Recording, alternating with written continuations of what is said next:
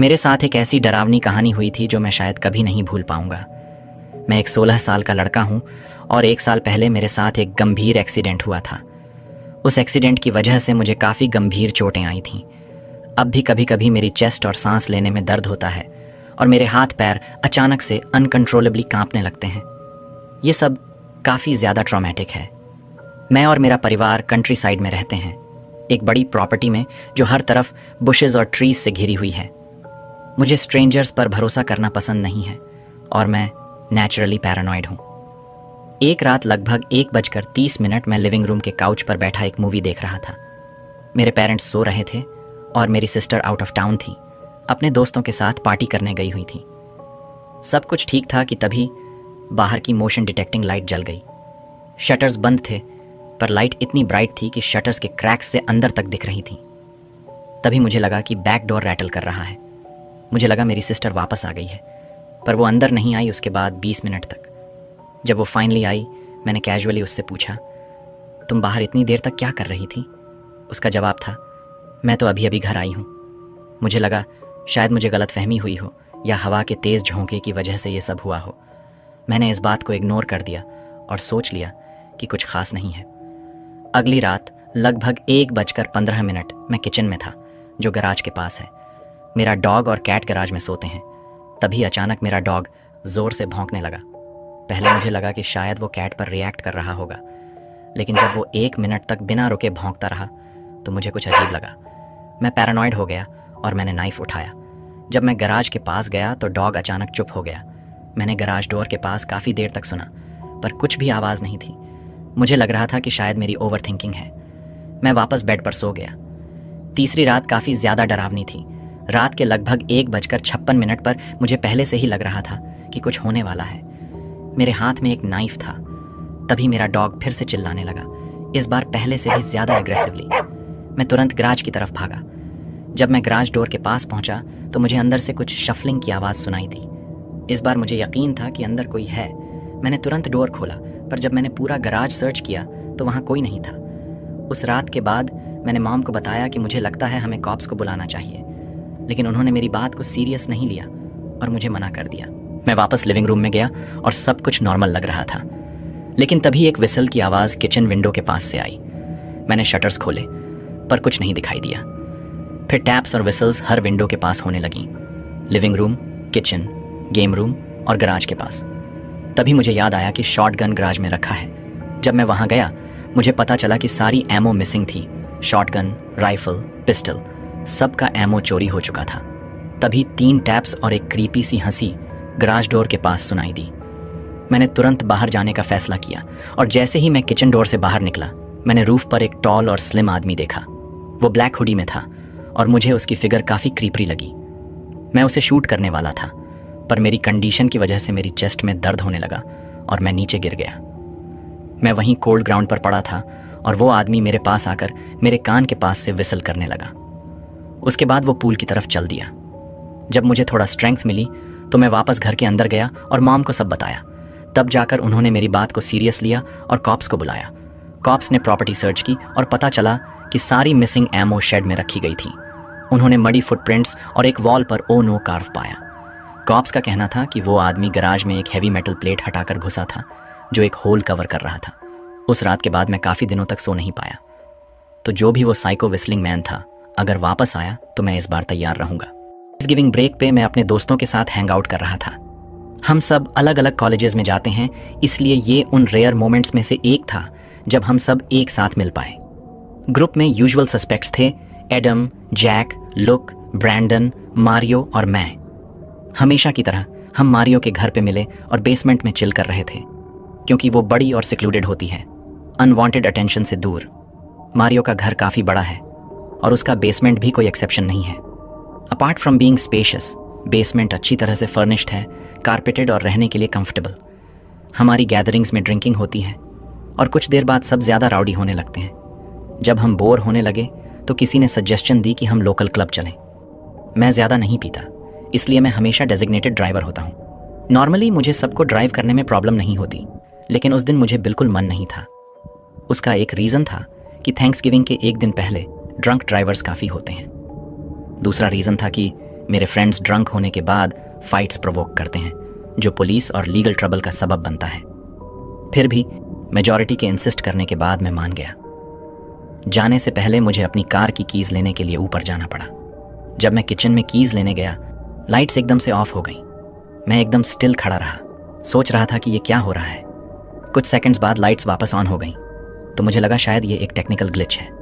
मैंने टेबल से कीज़ उठाई और वापस बेसमेंट की तरफ गया। लेकिन जब मैं वापस बेसमेंट आया तो मेरा दिमाग घूम गया। बेसमेंट खाली था। मेरे फ्रेंड्स जो कुछ देर पहले तक शोर मचा रहे थे अब वहाँ नहीं थे। मुझे लगा शायद वो बैकडोर से बाहर गए होंगे और ड्राइववे की तरफ होंगे। मैं उन्हें ढूंढते हुए बाहर गया, पर वहाँ भी कोई नहीं था। उनके कार्स ड्राइववे में ही खड़ी थीं, तो मुझे समझ नहीं आया कि वो गए कहाँ। मैंने सोचा शायद वो घर के आसपास कहीं होंगे, इसलिए मैंने पूरा घर और गार्डन चेक किया, पर कुछ नहीं मिला। वापस बेसमेंट आके मैंने उन्हें कॉल किया, पर हर एक का फ़ोन या तो ऑफ था या डायरेक्टली वॉइसमेल पे जा रहा था। मारियो का फ़ोन कॉफ़ी टेबल पे था जो वहीं रिंग कर रहा था। अब मुझे थोड़ा अजीब लगने लगा। बेसमेंट एकदम खाली था और इतना सन्नाटा था कि मुझे खुद के हार्ट बीट सुनाई दे रही थी। मैं टीवी ऑन करने वाला था कि तभी मुझे हल्की सी आवाज़ सुनाई दी, स्निकरिंग, जैसे कोई चुपके से हंस रहा हो। मुझे लगा मेरे फ्रेंड्स मुझे प्रैंक कर रहे हैं। मैंने पूरे बेसमेंट को थरली चेक किया, हर एक क्लोजेट और कॉर्नर देखा, पर मुझे कोई नहीं मिला। जब मैं एक एंड से दूसरे एंड जा रहा था, मुझे लग रहा था कि स्निकरिंग का साउंड हमेशा मेरे पीछे ही आ रहा है। तभी लाइट्स फिर से ऑफ हो गई। अब मुझे जेन्युइनली डर लगने लगा। मुझे लगा मैंने फुटस्टेप्स सुनी, धीरे केयरफुली उठाए गए स्टेप्स। लग रहा था कि कोई मेरे पास आ रहा है और मैं बिल्कुल स्टिल खड़ा था। आंखें बंद करके मैंने रोना शुरू कर दिया। तभी लाइट्स वापस ऑन हुई और जब मैंने देखा तो वहाँ कोई नहीं था। बस वो अजीब सी स्टिलनेस थी जो मुझे अनकंफर्टेबल कर रही थी। मैं और वहाँ नहीं रुक सका, इसलिए घर चला गया। मुझे लगा मेरे फ्रेंड्स मुझे डरा रहे थे या प्रैंक कर रहे थे।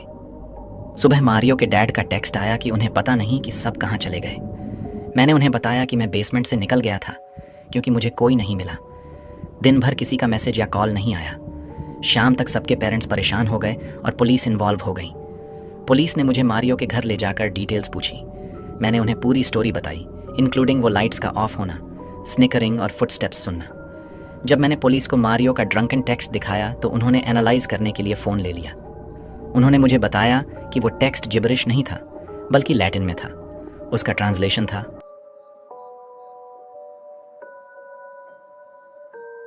मैं एक हफ्ते के लिए घर पे अकेला था। मेरी फैमिली छुट्टियां मनाने गई थी और मुझे काम के वजह से घर पे रुकना पड़ा। रात के लगभग 2 बजे का टाइम था। मैं अपने बेसमेंट में अंधेरे में एक हॉरर मूवी देख रहा था, जानबूझकर अपने आप को डराने के लिए। मुझे लगता था कि मैं अपने घर की सुरक्षा में हूँ तो जितना डर हो सके देख लूँ। तभी मैंने फर्स्ट फ्लोर पर किसी के कदमों की आवाज़ सुनी। ये आवाज़ तब आती थी जब मेरी फैमिली घर पर होती थी और हॉलवे से बेसमेंट के दरवाजे के पास से गुजर रही होती थी। लेकिन इस बार आवाज़ सुनते ही मेरा दिल डर से भर गया। मैंने रिफ्लेक्स से टेलीविज़न तुरंत बंद कर दिया। बेसमेंट का दरवाज़ा एक फ्लोर ऊपर था और थोड़ा कोने पर तो जो भी था उसे लाइट नहीं दिख रही होगी। फिर मैंने बेसमेंट के दरवाजे का हैंडल क्लिक करते हुए सुना। मैं बिना आवाज़ किए धीरे धीरे मूव करते हुए अपने बड़े टेलीविज़न के पीछे छुप गया। जैसे जैसे मैं वहाँ इंच बाय इंच छुप रहा था, मुझे ये देखकर पैनिक होने लगा कि टेलीविज़न का ब्लैक स्क्रीन अभी भी हल्की सी ग्लो कर रहा था। फिर मैंने कदमों की आवाज़ सुनी जो कारपेटेड लेकिन पुरानी सी सीढ़ियों पर नीचे आ रही थी। मैं वहीं फ्रीज़ हो गया, एकदम चुप हो गया और आवाज़ सुनने लगा। बहुत लंबे समय तक बस साइलेंस थी। मैंने सोचा क्या उसने टेलीविज़न की हल्की ग्लो देख ली थी या फिर वो अभी भी अंधेरे में मुझे सुनने की कोशिश कर रहा था। मैं बिल्कुल चुप था और बस सोच रहा था। लंबी देर तक कोई आवाज़ नहीं आई। मैंने सोचा क्या मैंने सच में इंट्रूडर सुना था? कोई इतनी देर तक बिना शोर के कैसे खड़ा रह सकता है? बेसमेंट इतना शांत था कि मेरे कान उस शांति से दुखने लगे। क्या सच में कोई था जो अपने श्वास या किसी और चीज़ की आवाज़ को इतना कंट्रोल कर पाए? मैंने टाइम पास करने के लिए गिनती करना शुरू किया। एक बार 60 तक गिना, फिर 2 बार और फिर कई बार। मुझे लगा मैं ऑलमोस्ट 2 घंटे तक टेलीविज़न के पीछे छुपा था, लेकिन अब तक कुछ सुनाई नहीं दिया। अगर कोई था भी तो इसका कोई मतलब नहीं बनता था। अंत में मैंने डिसाइड किया कि मुझे कुछ करना पड़ेगा। अगर मैंने कुछ नहीं किया तो इवेंचुअली दिन का उजाला बेसमेंट के छोटे विंडोज से अंदर आ जाता। और फिर एक और अजीब चीज़ हुई। मुझे एक बदबू आनी शुरू हुई। कुछ गलने सड़ने की स्मेल थी। धीरे धीरे मैं वॉल्स के पास चिपक के सीढ़ियों की तरफ बढ़ने लगा। अगर कोई वहाँ अंधेरे में था भी तो मैं उससे घूम के सीढ़ियों तक पहुँच जाता। लेकिन वो बदबू अब और ज़्यादा तीखी हो गई थी। क्या रात के बीच बेसमेंट में कुछ मर गया था? कोई जिंदा इंसान ऐसे नहीं स्मेल कर सकता था। मेरे दिमाग में अजीब डरावने ख्याल आने लगे, जैसे कोई लाश मॉन्स्टर जो अंधेरे में मेरी आवाज़ सुन रहा हो। मैंने बिना आवाज़ किए जितना फास्ट हो सका मूव किया और सीढ़ियों तक पहुंच गया। तभी एक जोर का आवाज़ हुआ, जैसे बेसमेंट के फ्लोर पर कुछ गिर गया हो। उस मोमेंट में सीढ़ियों की तरफ दौड़ा और घर के खुले दरवाजे से बाहर भाग गया। मेरे सेल फोन से पुलिस को कॉल किया और घर के बाहर सड़क से घर को देखता रहा। पुलिस आई और घर को चेक किया। फिर मुझे आके बताया कि उन्होंने मेरे बेसमेंट में मेरे बुजुर्ग पड़ोसी की लाश मिली है। उन्होंने कहा, लगता है मैंने फ्रंट डोर अनलॉक छोड़ दिया था और कोई मेरी बिल्डिंग में उनकी लाश लेकर अंदर आ गया। मैंने पुलिस से पूछा, वो लाउड आवाज़ जो मुझे भागने पर मजबूर कर गई थी, वो क्या थी? उन्होंने कन्फर्म किया कि मेरा बैक डोर भी खुला मिला था। मतलब बेसमेंट में कोई और भी था जो चुप था, मुझे सुन रहा था और अंधेरे में अपने साथ मेरे पड़ोसी की सड़ती हुई लाश लेकर खड़ा था। जब मैं छोटी थी, एक दिन एक ऐसा इंसिडेंट हुआ जो मेरे लिए लाइफ चेंजिंग था। मेरे पेरेंट्स अपने पिकअप ट्रक के पीछे कुछ सामान ले जा रहे थे। ट्रक के अंदर एक लोडेड गन थी जो किसी को पता भी नहीं था। सडनली एक लाउड बैंग की आवाज़ आई। गोली मेरी माँ के रिस्ट के थ्रू निकलते हुए मेरे लेफ्ट फुट के साइड से अंदर जाकर ऊपर की तरफ निकल गई। एक सेकंड के लिए मुझे लगा कि मैं मर जाऊंगी, लेकिन मिरेकल था कि मेरे पैर को बस माइनर इंजरी हुई। उस दिन मुझे लगा कि लाइफ कभी भी ख़त्म हो सकती है और यह मेमोरी कभी नहीं भूल सकती। लेकिन मुझे क्या पता था कि 34 साल बाद एक और ज़्यादा टेरिफाइंग मोमेंट मेरा इंतज़ार कर रहा था। मार्च 2018 मुझे एक बहुत बुरी ईयर इन्फेक्शन हो गई थी। दर्द इतना अनबेरेबल था कि मैं प्रॉपरली सो भी नहीं पा रही थी। रात होती तो लगता जैसे किसी ने मेरे कान के अंदर एक नाइफ घुसा दिया हो। स्टीव, जो मेरे फियांसे थे, एक कंस्ट्रक्शन वर्कर हैं और उनका काम फिजिकली बहुत डिमांडिंग होता है।